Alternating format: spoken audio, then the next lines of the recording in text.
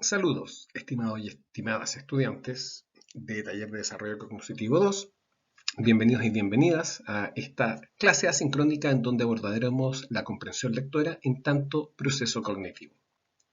Y con la complejidad que aborda este proceso, lo mejor yo creo que es comenzar con un ejercicio, el cual les voy a presentar a continuación. Por favor, lean atentamente este texto y luego respondan las preguntas que les voy a plantear. Voy a leer con ustedes, así que por favor, vamos adelante. Ro yo pedrí en el catón. Socre un bancote. El graso estaba cantamente linendo. No lo drinió. Una parajosia y un parijosi estaban plinando a mi hendidor. Estaban griblando atamente. Yo grotí al pari y a la para fotnamente. No gofrieron un platión. Na el ini yo no putre li creerlo. Yo lindré bala. Posrí fobanamente. Pues bien, ese era el texto. Y a pesar de vuestra confusión, les voy a plantear las preguntas que les había prometido. La primera es la siguiente. ¿Dónde pedrió el escritor Lotró? Segunda pregunta. ¿Viñó el graso? Tercera pregunta. ¿Quién estaba plinando su hendidor? Y cuarta pregunta. ¿Estaban griblando sanamente o sanamente? Y bien, les voy a pedir que se tomen el tiempo de responder las preguntas y para ello busquen por favor la información relevante en el texto que acaban de leer. Si quieren, por favor, pausen el video. Y lo que les puedo decir es que las preguntas, o mejor dicho, las respuestas a las preguntas están todas ahí. ¿Dónde? Pues veamos. La primera pregunta es ¿dónde pedrió el escritor Plotró? Y acá está la respuesta. En el catón. Porque ahí dice, Plotró yo pedrí en el catón. La segunda pregunta es ¿driñó el graso? Y la respuesta está acá. No lo driñó. No driñó el graso. Tercera pregunta. ¿Quién estaba plinando a su hendidor? Acá está la respuesta. Una parajosia y un parijosi. Y finalmente, ¿estaban griblando atamente o sanamente? Acá está la respuesta. Estaban griblando atamente. Pues bien, ahí están las respuestas a vuestras preguntas. Y ustedes se preguntarán por qué les planteo este ejercicio. Porque este ejercicio refleja claramente que ser capaz de responder preguntas respecto a un texto no implica comprenderlo. La comprensión de un texto no pasa solamente por ser capaz de responder preguntas de él, tal como típicamente ocurre dentro de los ejercicios de comprensión de lectura que uno ve en la educación escolar. Pero eso no significa que esos ejercicios, que leer libros, responder preguntas de los libros sea algo que esté mal. Para nada. Este sí que es un paso importante. Responder preguntas de un texto nos indica que somos capaces de encontrar la información relevante y de codificarla. Pero acá, ¿qué es lo que nos falta para comprender el texto? En primer lugar, que el texto active conocimiento previo que nosotros tenemos, es decir, que sepamos de qué está hablando. Y lo segundo, que el texto se refiera a la realidad, cosa que acá tampoco ocurre, ya que esto está escrito en un código que no es castellano realmente y que por lo tanto no tiene semántica alguna, no tiene significado alguno. Graso, hendidor, gofrar, fotnamente, posrear, bala, con B corta, no son palabras del castellano que nos digan algo al respecto.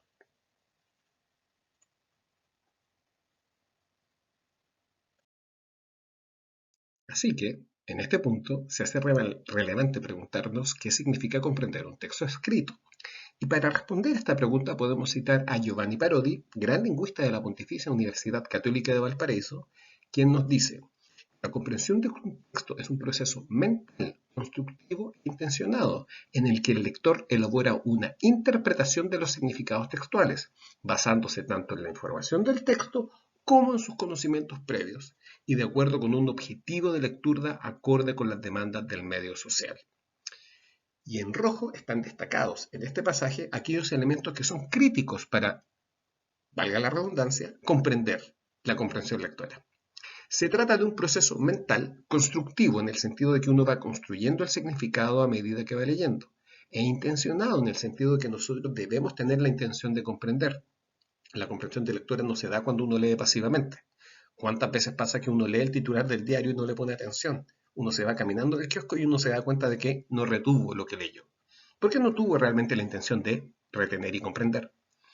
Luego dice la interpretación de los significados textuales, ya que obviamente la comprensión lectora es un proceso interpretativo, en que se basa tanto en la información del texto como en los conocimientos previos del sujeto. Mientras más sepamos respecto de un texto, más fácil va a ser comprenderlo.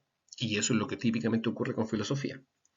Y luego dice de acuerdo con un objetivo de lectura. El objetivo es fundamental, de ahí viene lo intencionado del proceso. Y finalmente se habla de las demandas del medio social, porque no es lo mismo tratar de comprender un texto por motivación intrínseca, es decir, para uno mismo, que por motivación extrínseca, para cumplir con un objetivo externo a uno, como por ejemplo rendir una prueba y sacar una buena nota. Entonces, estos elementos son lo que nos da una noción de lo que significa comprender un texto escrito. Y esto nos revela lo complejo que es, uno, comprender el texto y dos, trabajar en hacer que otras personas desarrollen su comprensión lectora. Por eso podemos decir que la comprensión lectora es un proceso psico, socio, biolingüístico, psicológico, social, biológico y lingüístico, es decir, es un proceso que depende de variables internas del sujeto, pero también del código lingüístico por sí mismo. A nosotros, como estudiantes de psicología, lo que más nos interesa es lo psicológico, pero no podemos olvidar que los elementos sociales, los elementos biológicos y los elementos lingüísticos también afectan y por lo tanto potencian o reducen nuestra capacidad de comprender un texto. Bueno, entonces, si es que los elementos lingüísticos afectan per se la comprensión de un texto, cabe preguntarse, ¿qué es un texto? Y la respuesta no es tan simple como ustedes creerían, porque mientras que para muchas personas, la mayoría de nosotros, un texto es solamente una colección de palabras que tienen sentido, para otros autores como Casani, un texto es cualquier medio que entrega información, incluyendo, por ejemplo, una película silenciosa, una película muda, sin ninguna palabra escrita. Así que, por lo tanto, vamos a desgranar esto. ¿Qué es un texto? Y lo primero es indicar un supuesto fundamental de lo que es un texto escrito. Y este es que todo texto escrito es esencialmente de naturaleza multisemiótica o multimodal. Y la gran pregunta acá es, ¿qué significa multisemiótico? Y primero hay que definir qué significa semiótico. Y semiótico se refiere al estudio de los símbolos. Todos quienes hayan disfrutado con los libros de Dan Brown, como La fortaleza digital, El código da Vinci o Ángeles y demonios, sabrán que el estudio de los símbolos y del uso de los símbolos nos permite entender qué representa un símbolo en un contexto o en otro. Y cuando hablamos de que un texto es multisemiótico, nos referimos a que tiene distintos códigos semióticos, o lo que es lo mismo, tiene distintos tipos de símbolos, no solo letras, también imágenes. Y algunas de estas letras también cumplen roles fundamentales. No es lo mismo el texto que un título o un subtítulo. Por ejemplo, de los conjuntos de títulos y subtítulos emana el índice. Y las imágenes nos pueden servir para aportar información o nos pueden servir también para marcar lugares en el texto. Todos aquellos y todas aquellas que tengan memoria fotográfica sabrán que pueden recordar dónde se encontraba un dato específico en un texto por la posición que ubicaba relativa a una imagen. Algunas personas dirán, yo recuerdo que la respuesta a esta pregunta estaba debajo de un gráfico que estaba en la hoja derecha en la parte superior. Y ese dato estaba encima de un título que estaba en negrita. Así de específico puede ser. Y las personas que no tengan esa memoria fotográfica se sorprenderán de cómo puede ser tan detallado ese recuerdo, pero lo es. Y así, hay otros elementos semióticos que nos aportan información respecto del significado del texto. Veamos un poco más. Os invito a realizar un ejercicio, al cual llamaremos cariñosamente ejercicio 1. Por favor, lean el siguiente texto. Cuando despertó, el dinosaurio todavía estaba allí. Que dicho sea de paso, es considerado el cuento o uno de los cuentos más cortos del mundo. Es obra de un escritor hondureño llamado Augusto Monterroso y es de 1959. Y cumple con distintos criterios narrativos para ser considerado un cuento. No vamos a ahondar en eso, pero pueden googlear al respecto. Lo que sí es cierto es que este cuento, o digamos frase, por muy breve que sea, nos sugiere algo. Inmediatamente nos habla de personajes, un personaje claro y un personaje implícito, y habla de una cierta, si no acción, por lo menos una situación. Entonces mi gran pregunta es, ¿qué le sugiere este cuento? ¿Quién despertó? ¿Dónde estaba el dinosaurio? ¿Por qué estaba allí? ¿Qué pasó antes de este cuento? ¿Qué pasa después de este cuento? ¿Cómo termina este cuento? Les voy a pedir que se hagan todas esas preguntas y que las respondan, por supuesto. Y ahora a continuación los invito a que respondan esas preguntas considerando también la siguiente imagen. ¿Qué les sugiere a ustedes esta imagen? O mejor dicho, ¿cómo esta imagen complementa la información que está contenida en el cuento? ¿Qué tipo de dinosaurio es? ¿Cuál es la intención del dinosaurio? ¿Esa imagen se está dando durante la narración o previa a la narración? ¿Qué va a pasar cuando el sujeto despierte? Todas esas preguntas tienen respuestas que son medianamente probables, pero cambian esas respuestas cuando reemplazamos esa imagen por esta otra. Dicho sea de paso, son dos interpretaciones del mismo cuento. Pero en la segunda imagen, el dinosaurio no es protagónico. De hecho, no está el dinosaurio completo. No sabemos siquiera cómo es la cara del dinosaurio. Si el dinosaurio es bípedo o cuadrúpedo. Hay muchas cosas que no sabemos de él. Pero sí nos centramos mucho más en el protagonista, en el personaje central. Sabemos cuál es su estado anímico al despertar. Y sabemos también que estaba durmiendo en otro lado, no en una cama. Ahora, por otro lado, ¿qué pasa si es que yo les sugiero que el dinosaurio es este? Inmediatamente la imagen, cada una de estas tres imágenes nos genera una interpretación distinta del mismo texto. La necesaria conexión de los trozos de información de este texto se hace posible gracias a que somos capaces de rescatar información implícita dejada por un escritor avanzado. Y aquí es donde inmediatamente voy a hacer hincapié en la palabra implícita. ¿Por qué? Porque en este caso yo complementé el cuento con imágenes, pero el cuento original es solo texto.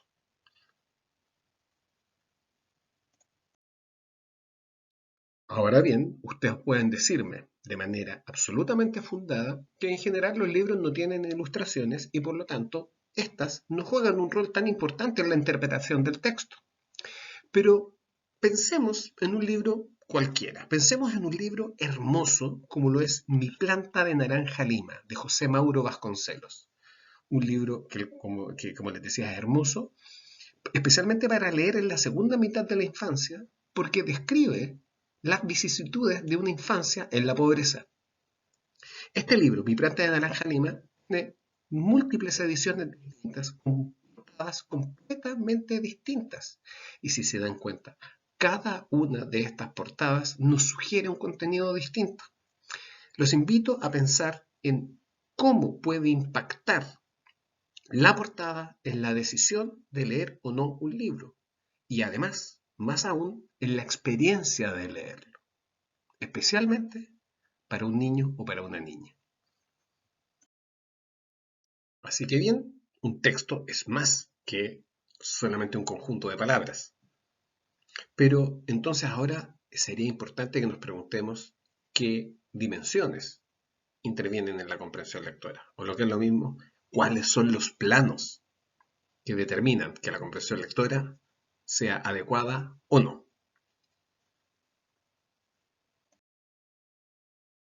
Y esta es justamente la pregunta que formulamos en este momento con la ayuda de Ferdinand de Saussure, lingüista suizo que es considerado el padre de la lingüística estructural, es decir, del estudio de cuáles son las estructuras que están involucradas en los distintos idiomas del mundo. La pregunta ¿cuál era? Era, ¿qué dimensiones intervienen en la tarea de la comprensión lectora? Y antes de pasar a la siguiente diapositiva, les voy a pedir que ustedes mismos y mismas respondan la pregunta. ¿Cuáles creen que son las dimensiones que intervienen en la tarea de la comprensión lectora. Estas dimensiones que intervienen en la comprensión lectora son tres. Obviamente, y en primer lugar, como ya vimos, tenemos el texto, es decir, el contenido y la forma de lo que se está leyendo. Si se habla de física cuántica, si se habla de psicoanálisis o si se habla de un relato cotidiano, eso es el texto. Si está escrito de manera simple, si está escrito de manera compleja, todo eso son elementos del texto. Luego tenemos, obviamente, al lector. Cuánto conocimiento tiene acerca del texto, qué idioma maneja, cuál es su entrenamiento en comprensión lectora, etcétera, etcétera, etcétera, incluyendo también variables internas como su motivación y por qué está leyendo el texto.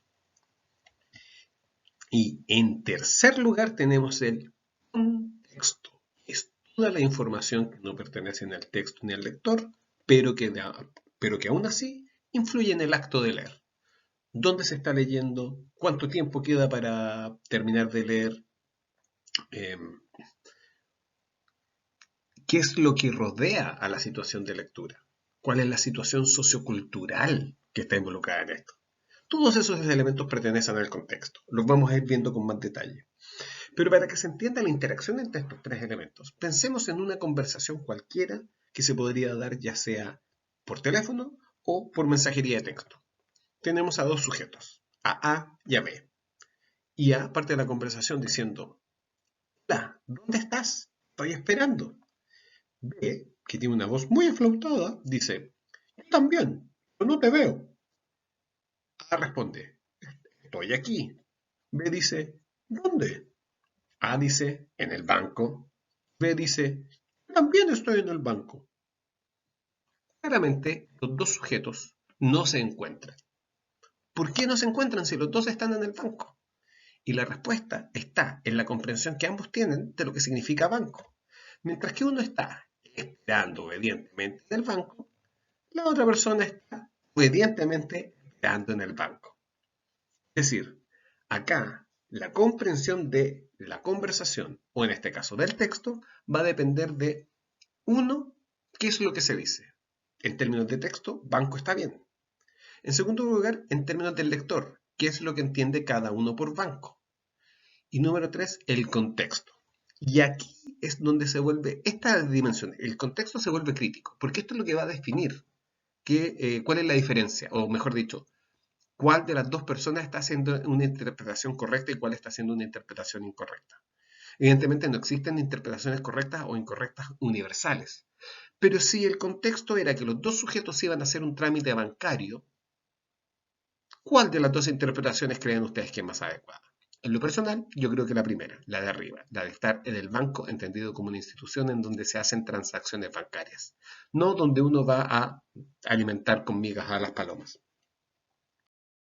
Vamos a partir al revés. Vamos a partir por la tercera de las dimensiones, que es el contexto. En honor a la verdad, no existe una primera, segunda o una tercera dimensión. Están todas en un círculo, todas tienen exactamente la misma relevancia o la misma prelación, pero vamos a partir por el contexto.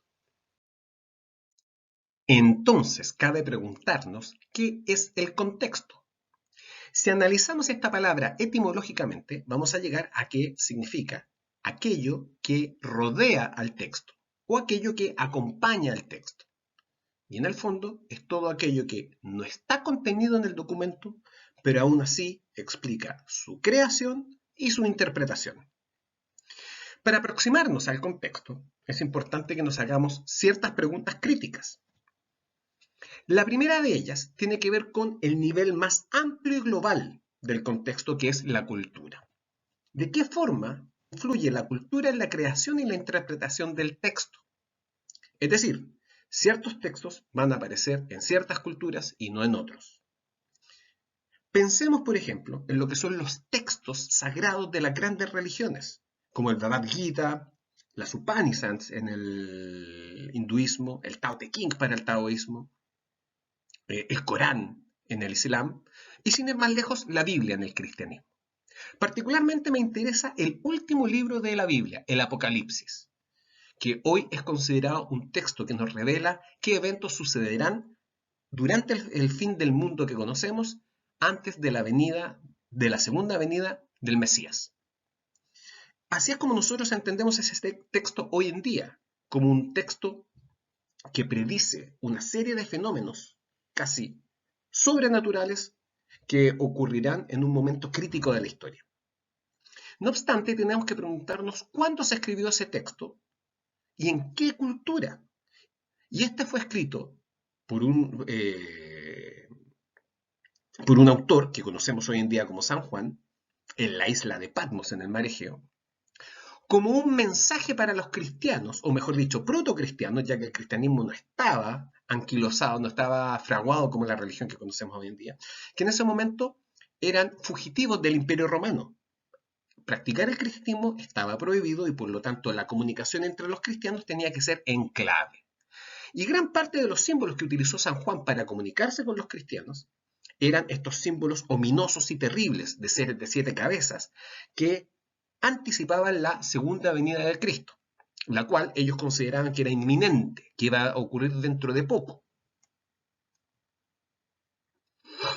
Pero realmente este era un mensaje de esperanza hacia estos cristianos perseguidos, planteándoles que en algún momento el cristianismo iba a ser una religión aceptada y hegemónica, cosa que eventualmente ocurrió cuando se transformó en la religión oficial del Imperio Romano.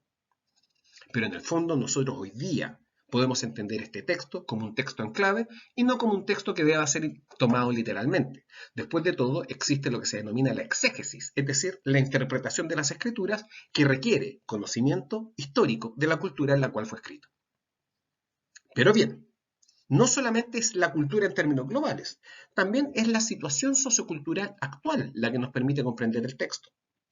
Y pensemos en qué es lo que ocurre cuando un gobierno en particular adopta una política hacia cierto tipo de obras, particularmente gobiernos totalitarios que prohíben libros, como la Alemania nazi, en donde cualquier libro escrito por un autor judío era inmediatamente proscrito. Y si alguno de ustedes tenía en sus manos y era sorprendido en sus manos con uno de estos libros, inmediatamente se le era confiscado y ustedes eran llevados para interrogación y quizás algo peor, mucho peor.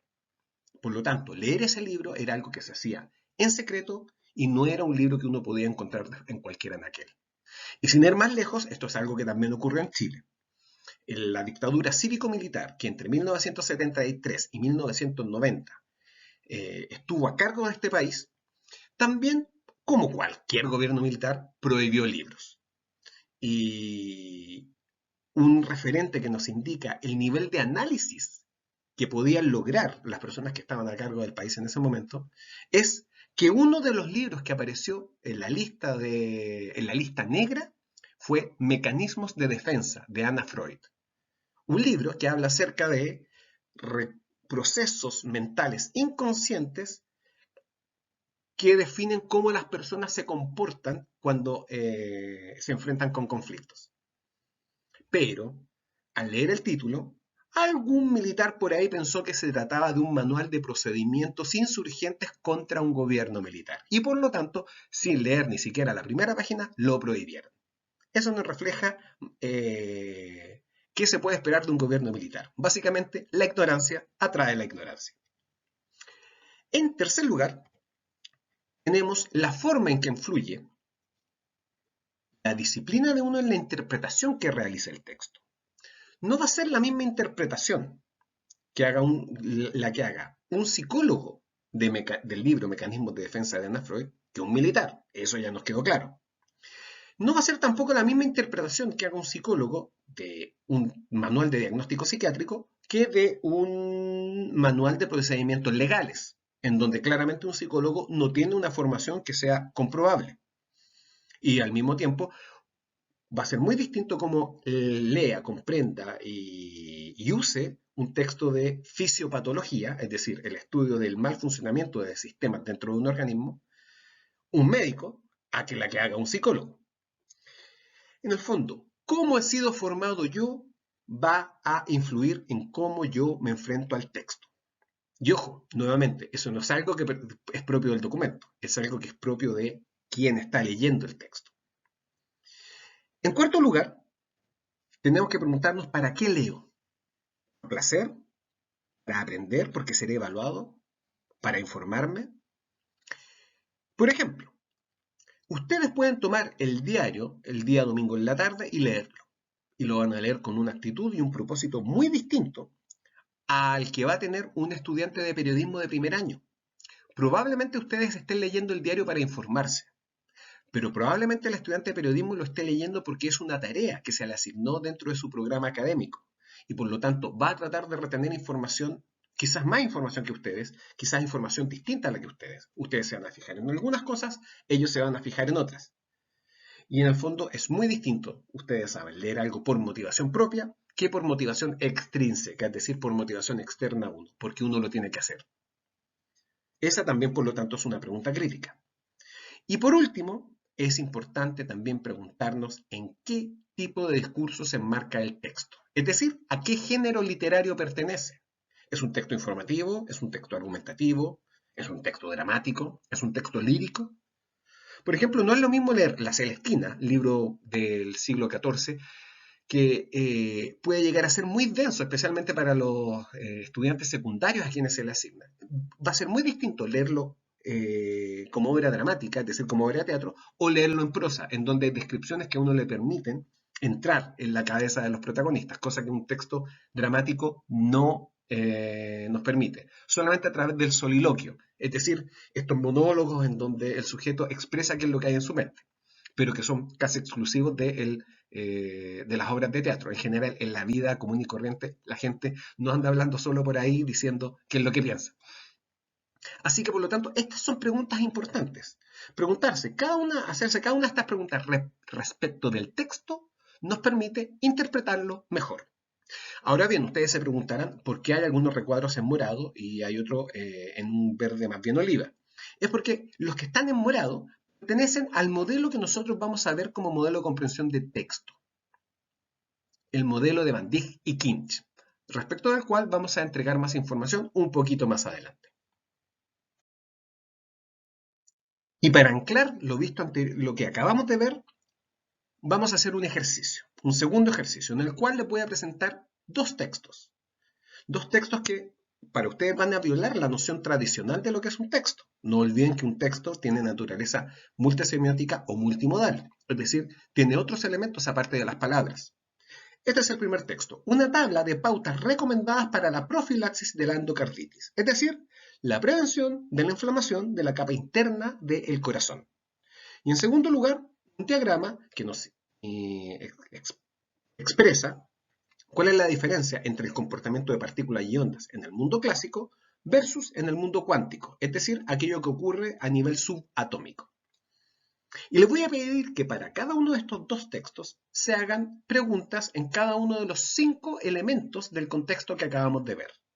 Y para refrescarlos, no olviden que se trata en primer lugar de la cultura general en la cual se accede al texto y en la cual se escribió el texto. En segundo lugar, la situación sociocultural en la cual se da la lectura. En tercer lugar, la disciplina desde la cual uno se aproxima al texto. En cuarto lugar, la situación comunicativa, que involucra la intención. No es lo mismo leer un texto porque tengo que leerlo porque me interesa. Y por último, el tipo de discurso. Claramente estos textos escapan a la categorización tradicional de texto argumentativo, texto expositivo, texto dramático. Quizás para ustedes pueda ser dramático acceder a cada uno de estos textos, pero no es a eso a lo que nos referimos. Pregúntense en cada uno de esos niveles, o mejor dicho, háganse preguntas relevantes en cada uno de esos niveles y traten de responderlas ustedes mismos y ustedes mismas. Obviamente no hay respuestas cerradas, pero sí podemos discutir estos textos luego en la clase sincrónica.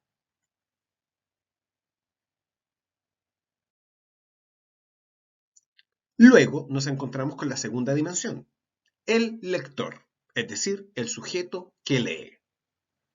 Y al respecto, podemos decir lo siguiente. El lector es, hasta donde sabemos, un ser humano. Y por lo tanto, tiene una gran complejidad interna que nosotros podemos analizar. En primer lugar, uno de los elementos más importantes y determinantes de la capacidad de comprender un texto lo da el conocimiento previo. el conocimiento previo que tiene el sujeto respecto de distintos elementos. Estos se pueden desglosar en 4. En primer lugar, nosotros tenemos el conocimiento general que tiene el sujeto del mundo, donde se engloban el conocimiento de la cultura y de la situación sociocultural actual. En segundo lugar, está el conocimiento específico o del tema.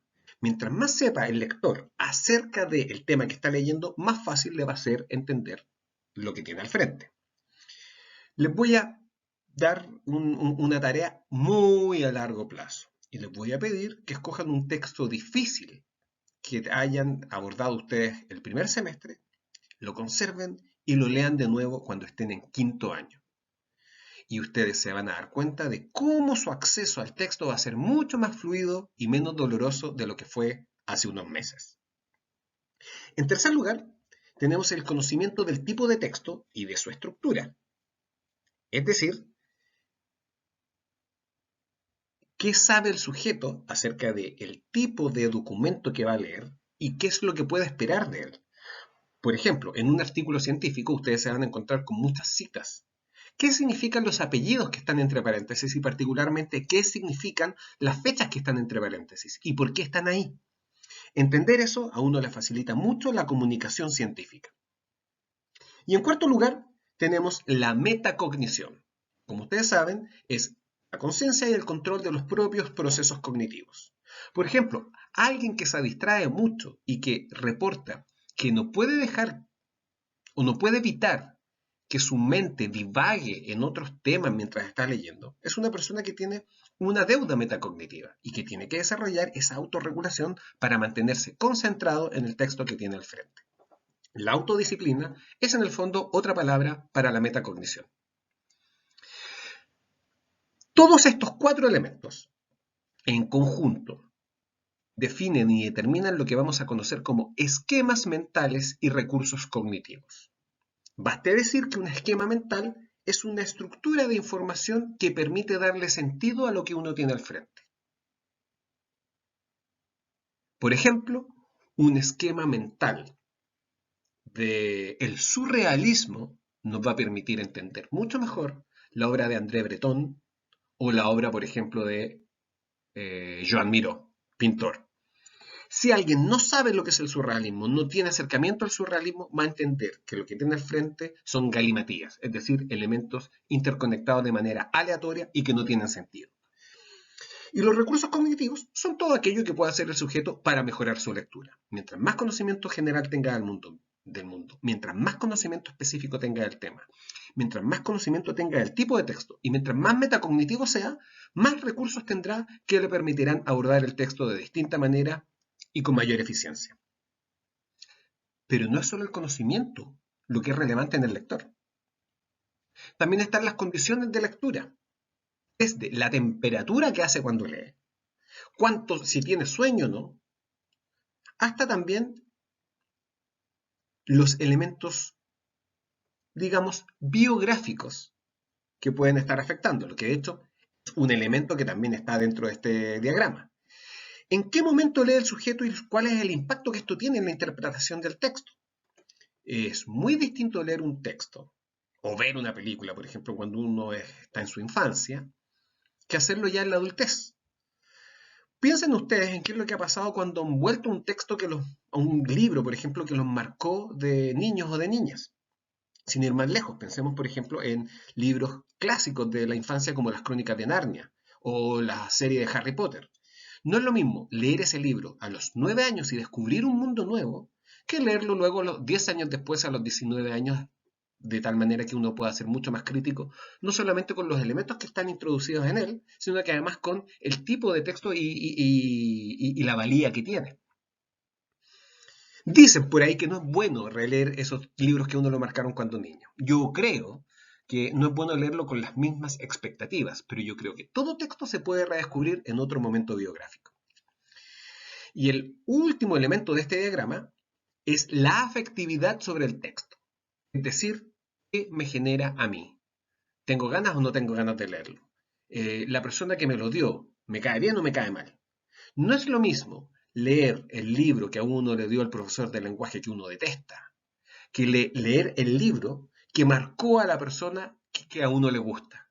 Claramente va a haber mucha más motivación en el segundo caso y una afectividad mucho más positiva también en ese segundo caso. Pero como quiera que sea, todos estos elementos se orquestan para ir generando, en último término, lo que nosotros podemos conocer o denominar estrategias lectoras. No olviden que la comprensión lectora es un desafío, porque la comprensión de lectura es un problema y todo problema debe ser abordado de manera estratégica. Y no existe un listado exhaustivo de estrategias lectoras que nosotros les podamos enseñar. Las estrategias lectoras son personales, individuales e idiosincráticas. Es decir, son propias de cada uno y cada una de ustedes y por lo tanto ustedes las tienen que ir desarrollando. Pregúntense en este momento qué estrategias lectoras tienen ustedes para comprender un texto difícil. Y la tercera y más obvia dimensión es el texto. ¿Qué podemos decir respecto del documento en sí mismo que no hayamos dicho hasta ahora?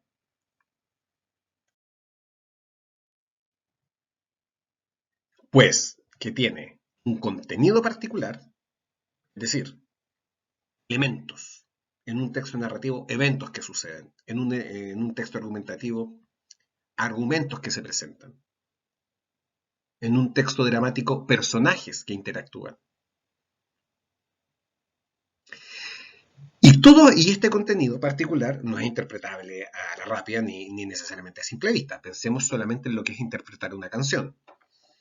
En segundo lugar, una estructura que está compuesta por diversas secuencias textuales, muchas de las cuales son exclusivamente palabras y otras que son elementos más complejos.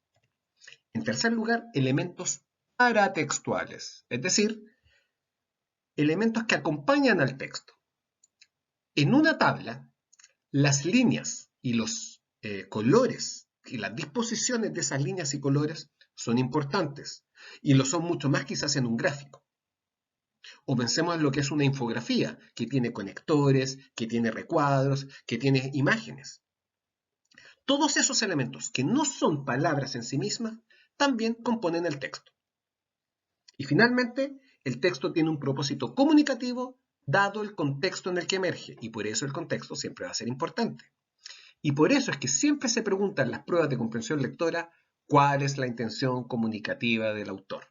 Y si volvemos nuevamente al Apocalipsis, les voy a preguntar, para que ustedes respondan para ustedes mismos, cuál habrá sido la intención comunicativa de San Juan al escribir el Apocalipsis. Pero bien, no vamos a abordar eso ahora. Lo que sí vamos a abordar es lo que viene a continuación. Y es que nos vemos en la sesión sincrónica, porque me da la sensación de que van a tener muchas preguntas y muchas dudas respecto de todo lo que les he comentado hoy día. Así que bien, pues sin más, les doy las gracias por haberme puesto atención hoy día y como dice este texto, nos vemos en la sesión sincrónica.